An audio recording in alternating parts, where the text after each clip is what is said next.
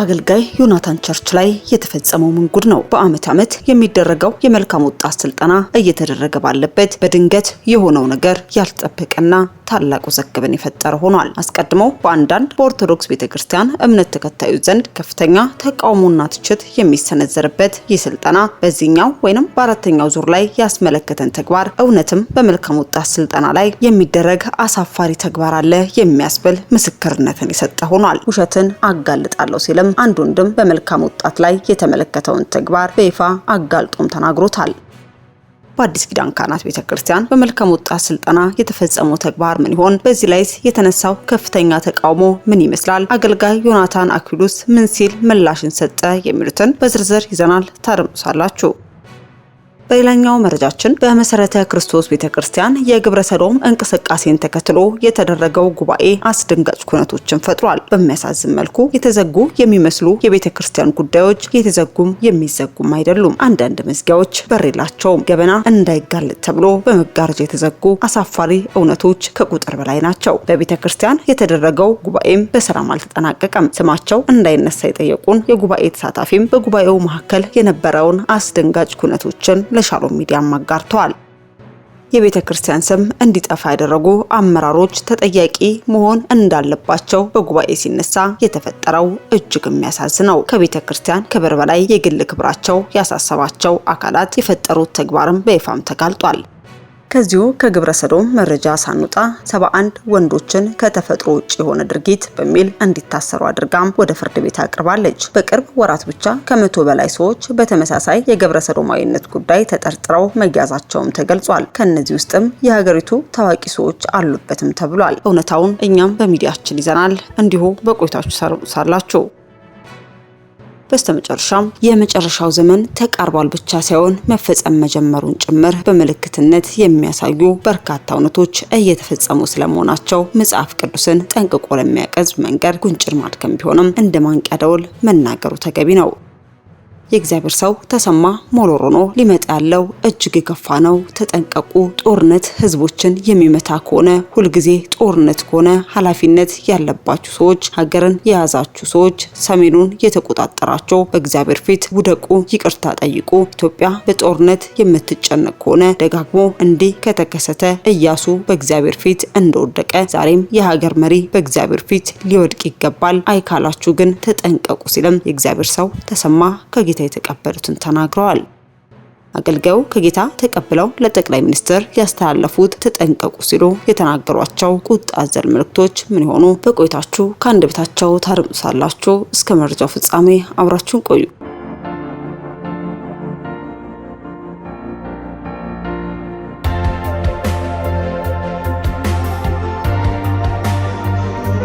አስቀድመን ወደ ያዝንላችሁ መረጃችን ስናልፍ የምስራቅ አዲስ አበባ መሰረተ ክርስቶስ ቤተክርስቲያን ጠቅላላ ጉባኤና ውሳኔን አሳውቋል። የምስራቅ አዲስ አበባ መሰረተ ክርስቶስ ቤተክርስቲያን ከነሐሴ 1 እስከ 2 2018 ዓ.ም በደብረ ዘይት በሚገኘው የመሰረተ ክርስቶስ ሴሚናሪ ጠቅላላ ጉባኤውን አካሂዷል። በዛሬው ዕለትም በጉባኤው ማጠቃለያ ላይ ቤተክርስቲያኒቱ ግብረ ሰዶማውያንን አቅፎ የያዘውን ከሜኖናይት ወርልድ ኮንፈረንስ ጋር ያላትን ግንኙነት አስመልክቶ አጀንዳም ቀርቧል።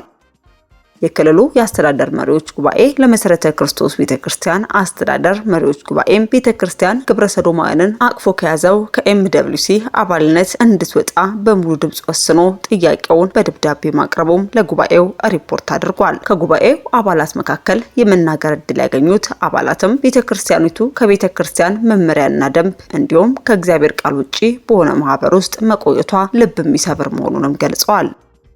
ባለፈው ሳምንት የአዲስ አበባ ክልል ጠቅላላ ጉባኤ እንደወሰነው የምስራቅ አዲስ አበባ ክልል ውሳኔን እንዳያሳልፍ ከአመራሮች ያልተገባ ተጽዕኖ መደረጉን ተሳታፊዎች ይናገራሉ። እንደዚህም ሆኖ በክልል ውስጥ ያሉ 46 አጥቢያዎች ሙሉ በሙሉ በሚባል ደረጃ ቤተክርስቲያኒቱ ከኤምደብሊውሲ ትውጣ የሚለውን ሐሳብ በጥያቄ የሚሆን በውሳኔ መልክ ለመሰረተ ክርስቶስ ጠቅላላ መሪዎች ጉባኤም ይቅረብ በሚል ቁልፍ ሐሳብም ተስማምተዋል።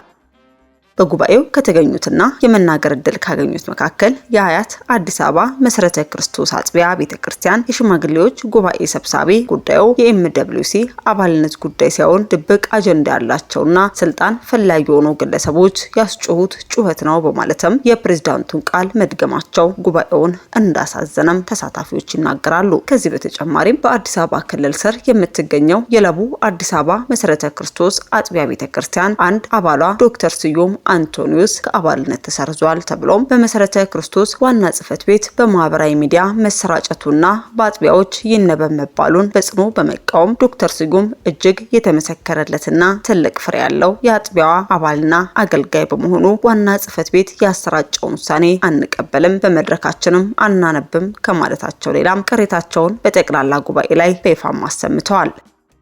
በተቃራኒው ግን በምስራቅ አዲስ አበባ ክልል ስር የምትገኘው በተመሳሳይ ውሳኔ 3 አባላቶቿን ማለትም ወንጌላዊ አዳነ ደቻሳን፣ ወንድም ሰለሞን ገብረ ማርያምና ወንድም አሰፋ ደሜን ከአባልነት ከአገልግሎት ሰርዘዋል የተባለችው እንዲሁም የውሳኔ የበላይ አካል ውሳኔ ነው በሚል በመድረኳ ያነበበችው በዚህም ምክንያት በርካታ አውራ አገልጋዮችና አባላትን ያጣቸው የመሪ ብርሃን አዲስ አበባ መሰረተ ክርስቶስ አጥቢያ ቤተክርስቲያን በከፍተኛ ደረጃ ተጎጂ ብትሆንም ዋና መጋቢዋና የሽማግሌዎች ጉባኤ ሰብሳቢ በጠቅላላ ጉባኤው ላይ ተገኝተው ሳሉ ተሰረዙ የተባሉት አባላቶቿን በተመለከተ ድምጽ አለማሰማታቸውና ቅሬታ አለማቅረባቸው ትልቅ ግርምትንም ፈጥሯል።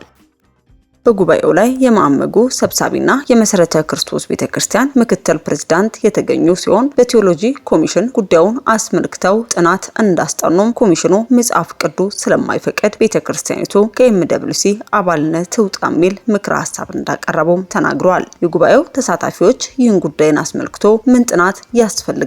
የቤተክርስቲያን መተዳደሪያ ደንብም ሆነ የእግዚአብሔር ቃል በግልጽ የሚከለክለውን ተላልፈው ያልተገባ ህብረት ያደረጉ አካላት መጠየቅ ይኖርባቸዋል የሚል ሀሳብም አቅርበዋል። ይህ ጉዳይ ሀገርን ቤተክርስቲያንን የጎዳ አጀንዳ ሆኖ እያለ ወደ ኋላ ተገፍቶ በጉባኤ ማጠቃለያ ላይ መቅረቡ ብዙ ሰው እንዳይወያይ ሆን ተብሎ የተደረገ የአመራሮች ድብቅ ስራ ነው የሚል ቅሬታም ከጉባኤ ተሳታፊዎች እየተሰማም ይገኛል። አጀንዳው ወደ መጨረሻ እንዲገፋ የተደረገው በማዕመጉ ሰብሳቢ ሲሆን ሆን ተብሎ መሆኑን ብዙዎች የተገነዘቡ ሲሆን አብዛኛዎቹ ተሳታፊዎችም ተቃውሟቸውን እያሰሙም ይገኛሉ። በጉባኤው ማጠቃለያ የማዕመጉ ሰብሳቢ ምዕመናን ቤተክርስቲያን የማታውቀውን ስብሰባ ይካፈላሉ፣ ምዕመናን ጠብቁ፣ ራሳችሁንም ተጠንቀቁ የሚል ማስፈራሪያና ዛቻ አዘል መልእክትም ለጉባኤው አስተላልፈዋል። ይህንንም ያሉበት ምክንያት የቤተክርስቲያኒቱ ጉዳይ በእጅጉኑ ስላሳሰባቸው የቤተክርስቲያን መስራቾችና ቀደምት መሪዎች ማለትም አቶ ሚሊዮን በለጠ፣ አቶ ሰለሞን ከበደ፣ ዶክተር ተስፋጽዮን ዳሪሌውና አቶ መኮንን ደሳለኝ አሁን ላለው አመራር በተደጋጋሚ ቤተክርስቲያኒቱ ከኤምደብሊውሲ አባልነት እንድትወጣ እንዲሁም የተዛባውን ወደ አንድ ሰው አመራርነት ያደላውን መተዳደሪያ ደንቧ እንዲስተካከል ጥያቄ ቢቀርብም ሰሚ ባለማግኘታቸው ሰኔ 25 ቀን 2018 ዓመተ ምህረት ከኪሳቸው ወጪ በማውጣት ጉርድ ሾላ በሚገኘው ቶፕ 10 ሆቴል ከተለያዩ አጥቢያዎች 100 የሚሆኑ አውራ መሪዎችን በመጥራት ቤተክርስቲያኒቱን እንዴት ማዳን ይቻል በሚል መሪ ሀሳብ ውይይት ማድረጋቸው ስላስቆጣቸው እንደሆነም ተሳታፊዎች ይናገራሉ።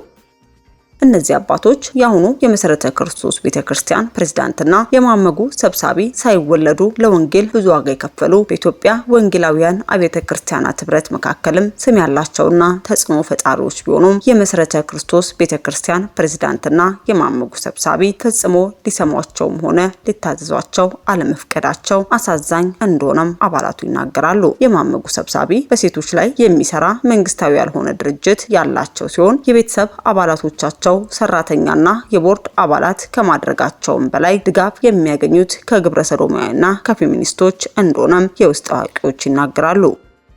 በአጠቃላይ ግን የመሰረተ ክርስቶስ ቤተክርስቲያን አባላት አጥቢያዎችና ክልሎች ቤተክርስቲያኒቱ ከኤምደብሊውሲ አባልነት ፈጽና እንድትወጣ ያለአግባብ ከአባልነት ተሰረዙ የተባሉ አባላት አገልጋዮች ይቅርታ ተጠይቀው እንዲመለሱ ካልተገቡ አካላት ጋር ያልተገባ ህብረት ያደረጉና የቤተክርስቲያኒቱን ስም እንዲጠፋ ያደረጉ አመራሮችም ተጠያቂ እንዲሆኑ ጥያቄዎችም ቀጥለዋል። ሆኖም ግን ሲጠበቅ የነበረው ጉባኤ ዛሬ ቢከናወንም ነገር ግን ከሜኖናይት ወርልድ ኮንፈረንስ ጋር ባላት ግንኙነትና በታገዱ አገልጋዩ ዙሪያ ውሳኔ ያሳልፋሉ ተብሎ ሲጠበቅ የቆየ ቢሆንም ነገር ግን አራዝመውታል። አንገብጋቢውን ጉዳይ ወደ ጎን ማድረጋቸው አሁንም ከተጠያቂነት እንደማያድናቸው በግልጽ ያሳብቃል።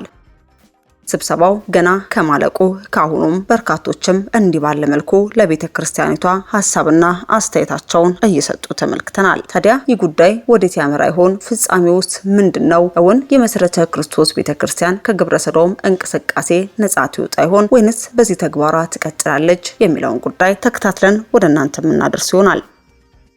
ከዚሁ ከግብረ ሰዶም መረጃ ሳንወጣ ሴኔጋል ከወራት በፊት በግብረ ሰዶማውያን ላይ ያወጣቸው ጥብቅ ሕግን በማስፈጸም 71 ወንዶችን ከተፈጥሮ ውጭ የሆነ ድርጊት በሚል እንዲታሰሩ አድርጋም ወደ ፍርድ ቤት አቅርባለች። በቅርብ ወራት ብቻ ከ100 በላይ ሰዎች በተመሳሳይ የግብረ ሰዶማዊነት ጉዳይ ተጠርጥረው መያዛቸውም ተገልጿል። ከነዚህ ውስጥም የሀገሪቱ ታዋቂ ሰዎች አሉበትም ተብሏል። በሴኔጋል ባለፈው መጋቢት ወር የተሻሻለው ጥብቅ ሕግ ግብረ ሰዶማዊ ግንኙነት እስከ 10 ዓመት ዘብጥያ ያስወረውራል። ከእስር በተጨማሪም ከፍተኛ የገንዘብ ቅጣትም አለው። ግብረ ሰዶማዊነትን የሚያስተዋውቁ ወይንም የገንዘብ ድጋፍ የሚያደርጉ ግለሰቦች ከ3 እስከ 7 ዓመት በሚደርስ እስራት እንዲቀጡም ሕጉም ይፈቅዳል። አጸያፊ የተባለው ይህ ድርጊትን የሚያበረታታ ማንኛውም ድርጊት እንደ ወንጀል እንዲታይም ተደርጓል።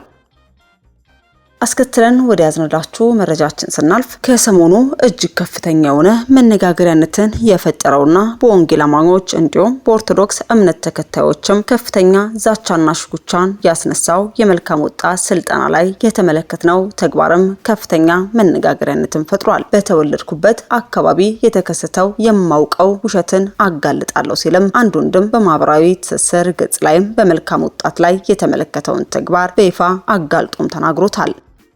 ታዲያ ይህ በምስሉ ላይ የምትመለከቱት ወጣት በጠንባሮ ልዩ ወረዳ የሙዱላ አካባቢ ተወላጅ የፕሮቴስታንት እምነት ተከታይ ሲሆን መስቀልን በማሰር የኦርቶዶክስ ተዋሕዶ እምነት ተከታይ መስሎ መልካም ወጣት ተገኝቷል። ይህ የሚያመላክተው ኦርቶዶክሳዊ ወጣት ጭምር መልካም ወጣት እንደሚሳተፍና ሌላው ለማሳመን ለመሳብ የሚጠቀሙት የውሸት ስልት መሆኑም ነው። እነዚህን መስቀል አስረው የተገኙትን ጭምር ቆጥረው ነው እንግዲህ ከ4000 በላይ ጌታን ተቀብለዋል ተብሎ የሚዲያ ጋጋታ የተካሄደው። ውድ ኦርቶዶክሳዊ ወጣት እንደዚህ አይነት የውሸት ማጭበርበሪያ መንገዶችን በመገንዘብና ሌላውን በማንቃት እንድትተጉ ይሁን የውሸት የማስመሰል ሃይማኖትም ጌታም የለንም በማለትም የኦርቶዶክስ እምነት ተከታዮች አንድ ወጣት መስቀል በማሰር የተነሳውን ምስል ተከትሎም እንዲህ ባለ መልኩ ሐሳብና አስተያየታቸውን እየሰጡ ተመልክተናል። ታዲያ በእርግጥም የወጣት መስቀል በማሰር የመልካም ወጣት ስልጠናን ያካሄደ ቢሆንም ነገር ግን የኦርቶዶክስ እምነት ተከታይ ነኝ የሚል ፈጽሞ ንግግር አለማድረጉን እንዲሁም ደግሞ መስቀል ለጌጥም ጭምር እንደሚደረግም በርካታ የወንጌል አማኞችም ሐሳብና አስተያየታቸውን እየሰጡ ተመልክተናል። እንዲሁም ኢየሱስ ያኔ በሽጉጥ ቢሞት ሽጉጡን ነበር የምታመልኩት፣ ዋናው ቁም ነገሩ የሞተበት ሳይሆን የሞተውን ማወቅ ነው። በመስቀልም ሞተ በሽጉጥም ሞተ፣ እሱ ምንም አይደለም። ግን ለምንና ለማን ሞተ ነው ዋናው። የት ሞተ እንዴት ሞተ ትርጉም የለውም። ለማንኛውም ሃይማኖታችንን እንጠብቅ፣ ነገር ግን ሃይማኖት አያድንም፣ ኢየሱስ ያድናል በማለትም የወንጌል አማኞችም ሐሳባቸውን በመስጠት ጉዳዩን የክርክር መድረክ አድርገውትም ተመልክተናል። ታዲያ በዚህ ጉዳይ ላይ የአዲስ ኪዳን ካህናት ቤተክርስቲያን መስራችና ባልራኢ እንዲሁም የመልካም ወጣት ስልጠና ፕሮጀክት ባልራኢ ሆነው አገልጋይ ዮናታን አክሊሉ ምላሽ ከመስጠት መቆጠቡን የተመለከትን ሲሆን ጉዳዩን ተከትሎ የሚሰጡ ማንኛውም አይነት ምላሾች ካሉም ተከታትለን ወደ እናንተ የምናደርስ ይሆናል። በስተመጨረሻ ወደ ያዝንላችሁ መረጃችን ስናልፍ ሀገራችን ኢትዮጵያ በአሁኑ ሰዓት የገባችበትና ያለችበት የዘቀጠ ጦርነት የበርካታ ወጣቶችን ነፍስ እንደ ቅጠል ያረገፈ ደማቸውን እንደ ጎርፍ በሀገራችን ላይ ያፈሰሰ ምክንያት ሆኖ ከዓመት ዓመት እየዘለቀ ዛሬም ነገርን ከማርገብ ይልቅ ወደ እግዚአብሔር በንስሐ ከመመለስ ይልቅም በለው ስለምን ተደፈርን በሚሉ ፈራ እግዚአብሔርን ከልቡናቸው ባወጡ ሰዎች ምክንያት እየታመሰች ትገኛለች።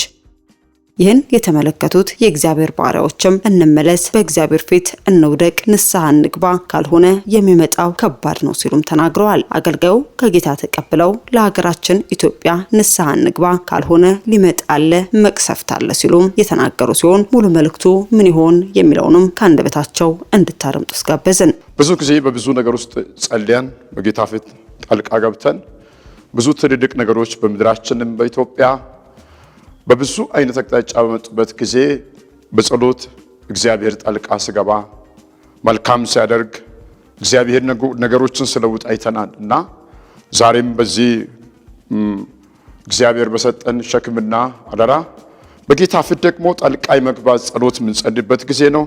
ሊመጣ ያለው መቅሰፍት ይከልከል በሚል ርዕስ ላይ በዚህ ርዕስ ላይ ሆነን ለሶስት ቀን የተጀመረውን ይህንን ጸሎት ነው ዛሬ ደግሞ በሁለተኛ ቀን በጌታ ፊት ሆነን የምንጸልየው። እግዚአብሔር ይህንን ጊዜ ሰጥቶናል። ጦርነት ለማንም አይበጅም፣ ለሁሉም ጉዳት ነው ያለው፣ ትርፍ የለውም፣ ጥቅም የለውም፣ ጉዳት ነው የሚያመጣው ስል እግዚአብሔር በቃሉ በወንድማችን አልፎ ሲናገር ነበር። ዛሬም በዚሁ ሐሳብ ላይ ሆነን ወገኖቼ ጥፋት፣ ሞት ለአገርም አይጠቅምም፣ ለትውልድም አይጠቅምም፣ ለዘመኑም አይጠቅምም። ለሁላችን ችግርና መከራ መቅሰፍት ችግር ነው የሚያመጣው። ሁሉም ይጎዳል፣ በዚህ ውስጥ የሚጠቀም የለምና እግዚአብሔር ከዚህ አይነት ጥፋት በኢየሱስ ስም እንዲያድነን እና እያሰብን እኔም ደግሞ የእግዚአብሔርን ቃል ኢያሱ ምዕራፍ 7 ከቁጥር 6 ጀምሬ ላንብብና በዚህ ቃል መሰረት ሆነን ደግሞ ዛሬም እንጸልያለን። ኢያሱም ልብሱን ቀደደ፣ እርሱና የእስራኤልም ሽማግሌዎች በእግዚአብሔር ታቦት ፊት እስከ ማታ ድረስ በግንባራቸው ተደፉ፣ በራሳቸውም ላይ ትቢያ ነሰነሱ። ኢያሱም አለ፣ ወይ ጌታ እግዚአብሔር ሆይ በአሞራውያን እጅ አሳልፈ ትሰጠን ታጠፈንም ዘንድ ይህንን ሕዝብ ዮርዳኖስን ለምን አሻገሪ? በዮርዳኖስ ማዶ መቀመጥ በወደድን ነበር እኮ። ጌታ ሆይ እስራኤል በጠላቶቻቸው ፊት ከሸሹ ምን እላለሁ አለ።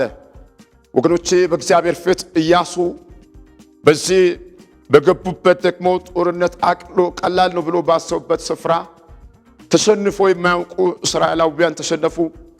36 ሰዎች በዛ ከተማ ሲሞቱ ኢያሱ አላቃለለም። ምንም አይደለም 36 ሰው መሞት አላለም። እስራኤል በጠላቶቻቸው ፊት ከወደቁ ከሞቱ እኔ ምን እላለሁ አለ። ልብሱን ቀደደ፣ በእግዚአብሔር ፊት ራሱን አዋረደና ጠየቀ፣ ወይ ጌታ እግዚአብሔር ብሎ የእስራኤል ሽማግሌዎችና ኢያሱ በእግዚአብሔር ፊት ወደቁ። ቀኑን ሙሉ በእግዚአብሔር ፊት አሳለፉ፣ በእግዚአብሔር ፊት ተደፉ። እግዚአብሔር ከላይ መጣ። ስለምን ተደፍታል ብሎ እግዚአብሔር ጠየቀ። የበደለው ሰው እንዳለ እስራኤል በድሎኛል ብሎ መጣ። ከዛም በኋላ ቀጥሎ ወገኖቼ በምዕራፍ 7 ላይ አክዓን የበደለበትን ያንን ሰው በየነገዱ ይገብቶ አገኘው። ከዛ አወጡ። ክስተቱ ምን እንደሆነ ችግሩ ምን እንደሆነ አገኙ። ከዛም ድሉ ተመለሰ። በመልካም ሁኔታ ድሉ አክዓን ከመካከላቸው ተለይቶ ችግሩ ተገኝቶ ሞት ቆመ። የጀመረውን ሞት አስቆሞ እንደገና በምዕራፍ 8 ላይ ግን አትፍራ እኔ ካንተ ጋር ነኝ ብሎ እግዚአብሔር ተመለሰ። ወሎቼ በዚህ ቃል ውስጥ ምን ለማለት ፈልጌ ነው? ኢያሱ ሰው የሞተ መቀጠል አልፈለገም። በእግዚአብሔር ፊት መሆን ልብሱን ቀዶ አመድ ነስንሶ በእግዚአብሔር ፊት ቀን ሙሉ ወዮ ጌታ እግዚአብሔር ብሎ ማልቀስ መጮህ ጀመረ። ለዚህ ችግር ቶሎ እንዲመለስ ምክንያት የሆነው ኢያሱ ቶሎ በእግዚአብሔር ፊት ተደፋ፣ ይቅርታ ጠየቀ፣ ምስጢሩን ጠየቀ። አይሁን አለ፣ እስራኤል አይሙት ብሎ ጮኸ። በእግዚአብሔር ፊት ጣልቃ ገባ፣ ኃላፊነት ወሰደ። እግዚአብሔርን ሲጠይቅ እግዚአብሔር ጣልቃ መግባት ጀመረ።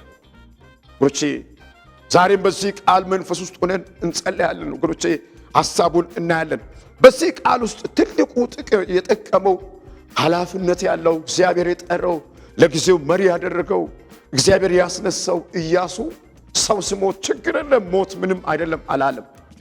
ስለ ሞት ተሰማው እግዚአብሔር ፊት እንዴት ወዮ እግዚአብሔር ሆይ አለ። እየሞቱ እንዴት ይቀጠላል? ሞት እንዲህ የሆነ እንዴት ይቀጠላል ብሎ በእግዚአብሔር ፊት ራሱን አዋረደ። ዛሬም ወገኖቼ ብዙ ጊዜ ሞቶች ሲሆኑ ሰዎች ሲሞቱ እግዚአብሔር መሪ አድርጎ ያስነሳቸው ኃላፊነት የወሰዳቸው ሰዎች ቶሎ አቆም ሲወስዱ ነገሮች ቶሎ ይቀየራሉ። ዛሬም ወገኖቼ ወዮ ጌታ እግዚአብሔር ብሎ ነው የወደቀው። ተሰማው ከውስጡ ወዮ እያለ ብቻ ራሱ ላይ ከእስራኤል ሽማግሌዎች ጋር በቃ ቆመ፣ በእግዚአብሔር ፊት ሆነ፣ ጊዜ ወሰደ። ወገኖቼ ዛሬም በልዩ ልዩ ስፍራ ያለን ሰዎች ሁላችን ሰው ሲሞት ውስጣችን ላይ ወዮ ጌታ እግዚአብሔር የሚል ጩኸት ካልመጣ በቀር ብዙ ጊዜ ሰዎች ይሞታሉ። ኃላፊነት ካልወሰድን፣ በእግዚአብሔር ፊት ካልተሰመን፣ ቶሎ ብለን ጣልቃ ካልገባን የሞት የጥፋት ነገር እየቀጠለ ምድራችንን እየጎዳ ደም ላይ ደም እየጨመረ ችግር እየጨመረ ያለበት ጊዜ ነው። ዛሬ በዚህ ቃል ውስጥ ሆኜም እግዚአብሔር በዚህ ጊዜ እንድንቀድም ጣልቃ እንድንገባ ሊመጣ ያለውን ቀድመን እንድናስቆም እግዚአብሔር ቀድሞ መልእክት ሰጥቶናል። መንፈሱን እግዚአብሔር አምጥቶልናል። ባለንበት ስፍራ የኢያሱ በእግዚአብሔር ፊት መደፋት አንደኛ እግዚአብሔርን ራሱን አመጣው። ስለምን ተነፋይ በደል አለ፣ ያንን አውጣ፣ ቶሎ በል ቅደም ብሎ እግዚአብሔር ተናገረ።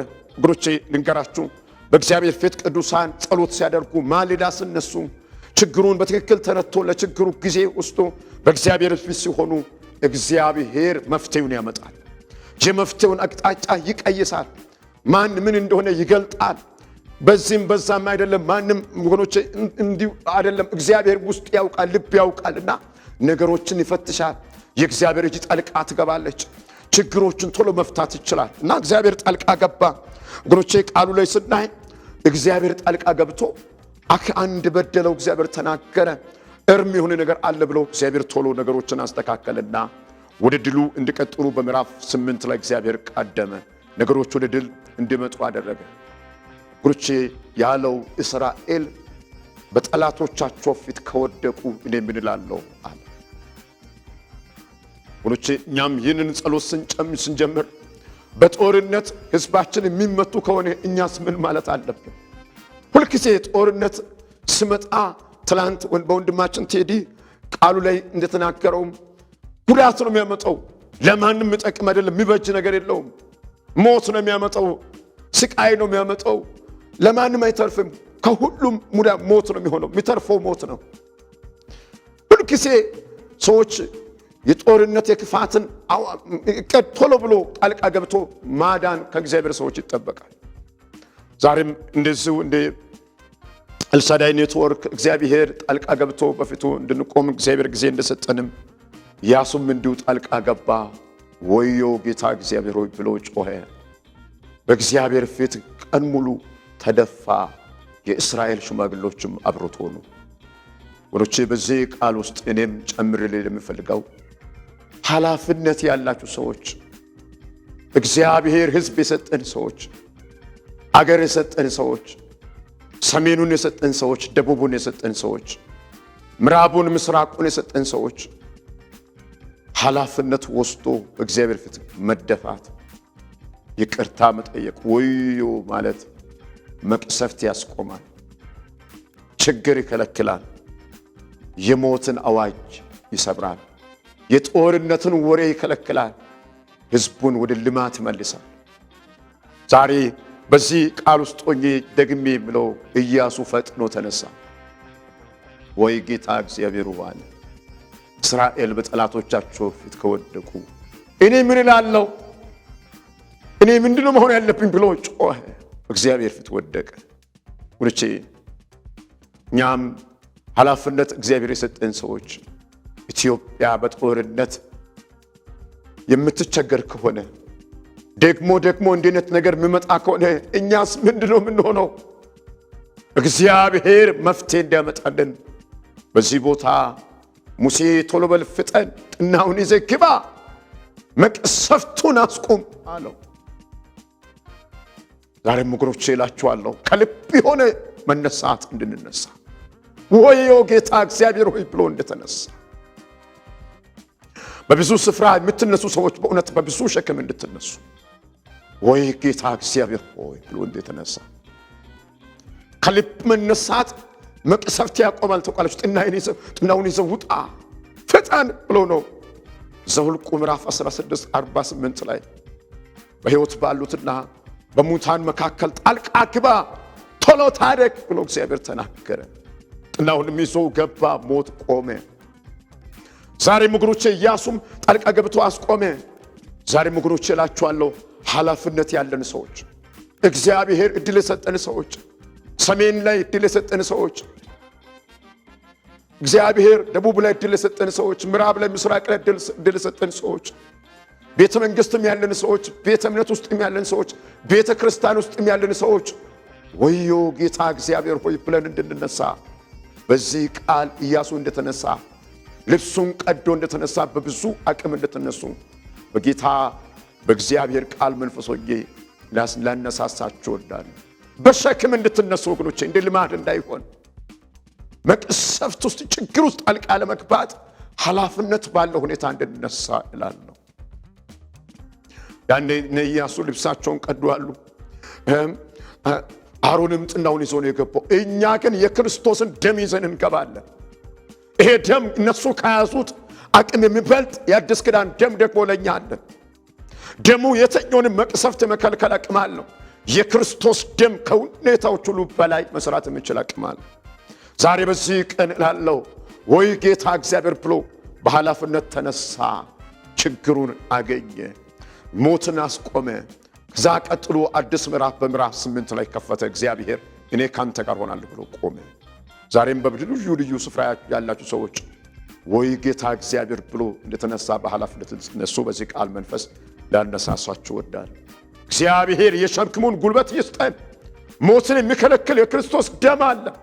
ይሄ ደም የምህረት ደም ነው። ጣልቃ ገብቶ እኛን ከአብ ጋር ያስታረቀን፣ በሞትና በጥፋት መካከል ጣልቃ ገብቶ ሕይወት የሰጠ ደም አለና እኛ ኃላፊነት ያለን ሰዎች ስንነሳ የእግዚአብሔር እጅ ጣልቃ ትገባለች። ዛሬም በሞትና በሕይወት መካከል ጣልቃ መግባት አቅም እግዚአብሔር ሰጥቶናልና ሁላችን ባለንበት በጸሎት መንፈስ ሆነን ወሮቼ ከልባችን እንድናደርግ እላለሁ። ኢያሱ ወይ ጌታ እግዚአብሔር እንዳለ እኛም ወዮ እንላለን። እንደ ቀላል አንቆጥርም። በየስፍራ ሆነን ጸሎታችንን እንቀጥላለን። የሰራዊት ጌታ ቅዱስ እግዚአብሔር ሆይ ይህንን መቅሰፍት የሚያስቆም ከልብ የሆነ ሸክም በውስጣችን እንዲገባ የሰራዊት ጌታ እግዚአብሔር ሆይ የደሙ ጉልበት በሰሜንም በደቡብም በምዕራብም በምስራቅም በአራቱ መቅጣጫ የክርስቶስ ደም ጣልቃ እንዲገባ ይህንን ማለዳ ሰሜኑን፣ ደቡቡን፣ ምዕራቡን፣ ምስራቁን በደሙ ኪዳን ለመያዝ ጦርነትንና የጦርነትን አዋጅ ለመከልከል ሰዎች ማንም እንዳይሞት በማለት በብዙ ርኅራኄ፣ በብዙ ምሕረት፣ በብዙ ቸርነት ደሙን ይዘን እንቆማለንና የደሙ ጉልበት በሰሜን ኢትዮጵያ ላይ አሁን የተረጨ ይሁን። ሻሎቬኒያ ሰፕሬጃ ኤልቫኖሳ ካቦራ ባሼኒያ የክርስቶስ ደም እንላለን ጣልቃ ገብቶ እርቅ የሚፈጥር የሰላም ኃይል ያለው የሰላምን ድምፅ ይዞ ጣልቃ መገባ በሁለታቸው መካከል ጣልቃ ገባ። የጥልን ግድግዳ ያፈረሰ ሰውን ከሰው ጋር የሚያስታርቅ የክርስቶስ ደም ትልቅ ነው። አባ ክቡር እግዚአብሔር አምላካችን ሆይ በልጅ በክርስቶስ ደም ዛሬ ማለዳ ኢትዮጵያን በደምህ ረጨን፣ በምህረት ደም ረጨን፣ የክርስቶስ ደም ረጨን፣ ሰሜኑን ይበልጥ ረጨን፣ የኤርትራን ድንባር ረጨን፣ ትግራይን ድንባር ረጨን፣ አማራውን ክልል ረጨን፣ ኦሮሚያውን የተለያዩ ክልሎችን በደም ሻላሃዴኒማ አልቬኒኮ ሰፓያ የክርስቶስ ደም ክቡር ነው፣ ቅዱስ ደም ነው። ሰውን ከእግዚአብሔር ጋር አስታርቋል። የጥልን ግድግዳ ያስወግዳል፣ ጦርን ይከለክላል፣ ሕዝቡን ያሳርፋል። ምሕረት ያለበት ደም ነው።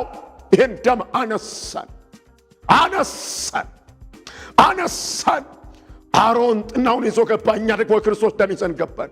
አይሆንም ብለን ይዘን ገባን። ይቁም ብለን ይዘን ገባን። አይፈጸም ብለን ይዘን ገባን። በቃ ብለን ይዘን ገባን። አይቻልም ብለን ይዘን ገባን።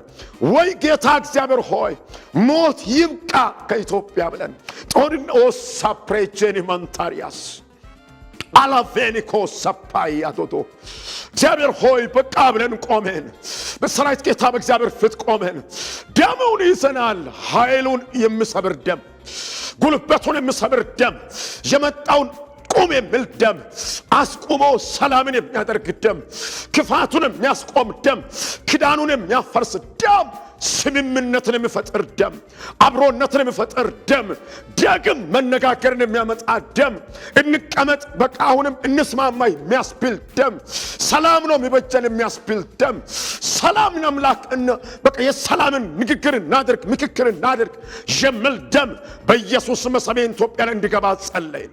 ነገስታትን መሪዎችን ከመሪዎች ጋር የሚያግባባ አንዱን ከአንዱ ጋር የሚያስማማ ልጅ መሞት በቃ ይመል ጦርነት በቃ ይመል ጦራቸውን ማረሻ የሚያደርግ ክፋታቸውን የሚከለክል እግዚአብሔር ሆይ የልጅ የኢየሱስ ደም ጣልቃ ይግባ።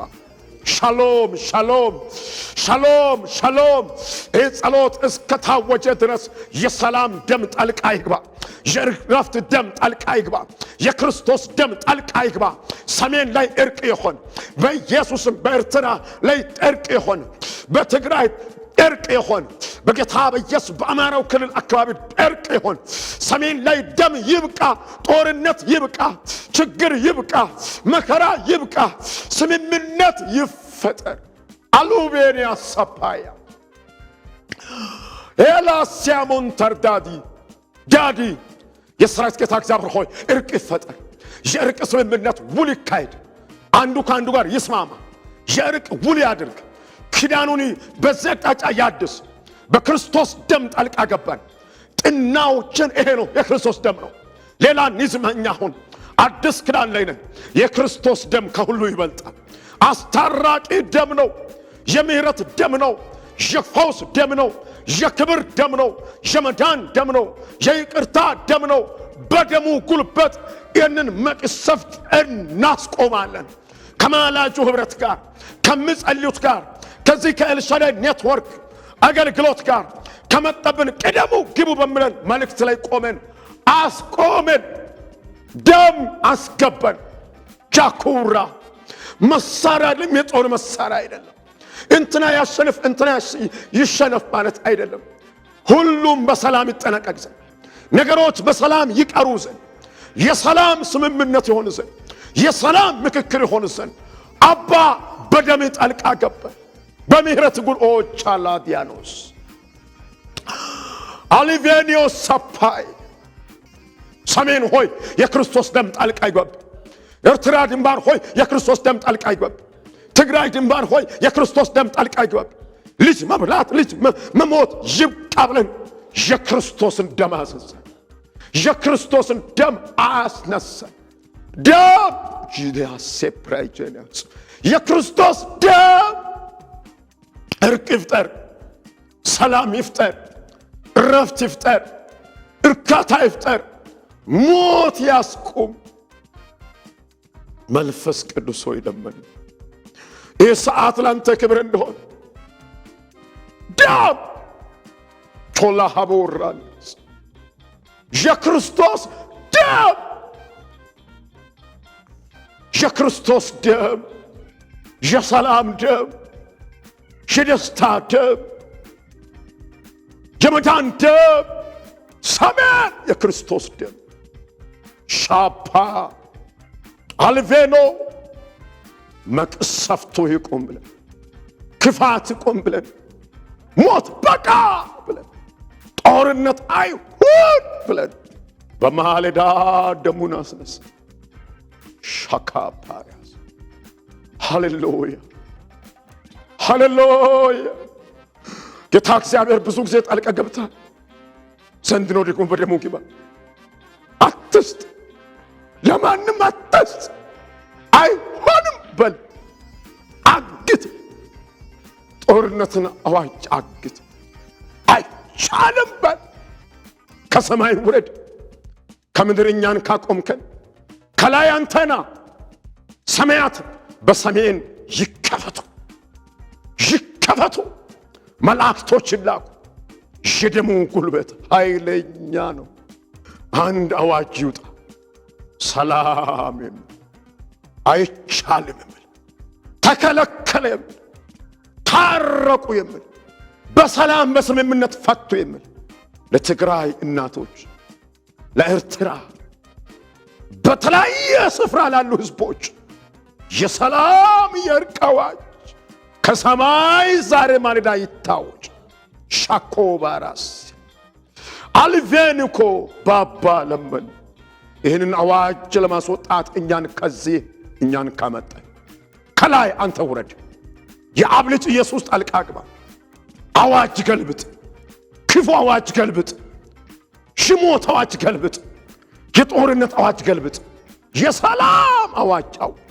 ቾላ ሀባራኒያኮ ሊባኖስ ፓያ የእግዚአብሔር ድምፅ በኃይል ነው፣ በኃይለኛ ጉልበት ነው፣ በብዙ ስልጣን ነው፣ በብዙ አቅም ነውና አሁን አዋጅ ይውጣ፣ አዋጅ ይውጣ። አይቻልም የሚል አዋጅ ይውጣ። ትልቅነት የደሙ ጉልበት ጣልቃ ገባ የሚል አዋጅ ይውጣ። የክርስቶስ ደም ኃይል አለ። መድኃኒትን ያድርግ። ክቡር ሆኖ ይገለጥ። ጣልቃ ይግባ። የክፋትን አፍ ያዘጋ። የጦርነትን ግርግር ጸጥ ያሰኝ፣ ዝም ያሰኝ። በምክክር በመቀመጥ በአብሮነት በንግግር መፍታት ይሁን። የመፍትሄ አቅጣጫ ይሄ ብቻ ይሁን። የታወጀው አዋጅ ጸጥ ይበል። የሰው ልብ ለዚህ ይስማማ፣ ውስጡ በዚህ ይስማማ፣ መንፈሱ በዚህ ይስማማ። የአብ ልጅ ኢየሱስ ለመን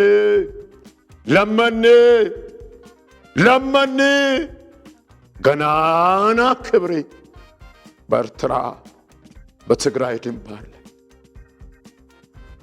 የሰራዊት ጌታ የእግዚአብሔር ድምፅ በኃይል የመንፈስ ቅዱስ ክብር በኃይል የደሙ ጉልበት በኃይል እንደሆን በኢየሱስ ስም ጸለይ። ኃላፊነት ወስደን በፊትህ ቆመናል። ሰው እንዲሞት አንፈልግም። ጦርነት አንፈልግም። ወሬው እንዲፈጸም አንፈልግም። የክርስቶስን ደም ረጨን። የእርቅ ጊዜ ይሆናል። የሰላም ድምፅ ይሰማልን። መልካም መንፈስ ጣልቃ ይግባልን። ሰው ሁሉ ጦርነትን ይጥላ። አንፈልግም ይበል። አንፈልግም የምልበት የእግዚአብሔር የኃይሉ መንፈስ ጣልቃ ገብቶ የመሪዎችን ልብ ሁሉ ይዋጅ። ለስምምነት፣ ለህብረት፣ ለምክክር ቁጭ ብሎ ለማውራት የሚስማሙበት የክብር ሰዓት ይሆን። ይሄን የክብር ደም የክርስቶስን ደም ጣልቃ አስገባ። ሃሌሉያ። እኔና ማላጅ ህዝቦቼ በፊት ያቆምከን ህዝቤ ይህንን ጸሎት ጸለይ። ሰማያት ይከፈቱ። እነዚህ ቀናቶች የእርቅ ይሁኑ። ሰማይ በክብር በክዳን በኢየሱስ ስም ይከፈት። ኢትዮጵያ ሰላሟን፣ ኤርትራ ሰላሟን፣ ትግራይ ክልል ሰላሟን፣ ዳር ድንባሮች ሰላማቸውን በኢየሱስ ስም እንዲቀበሉ ጸለይ። የእግዚአብሔር ክብር ጣልቃ ግባ። እንወድሃለን። ክብርህን አሳየን። ማዳንህንም አድርግ። መንፈስህንም አውርድ። ጸልያለን ወገኖቼ። በዙ መንፈስ እግዚአብሔር ረዳን። የክርስቶስ ደም ጣልቃ ይግባ። ኃይሉን ይስበር፣ መንፈሱን ይከልክል። ውድ የሻሎም ቲዩብ አድማጭና ተመልካቾቻችን ለሰዓቱ የያዝንላችሁ መረጃ ያደመጣችሁትን ይመስል ነበር። በሌላ አዳዲስ መረጃ እስከምንገናኝ መልካም ቆይታ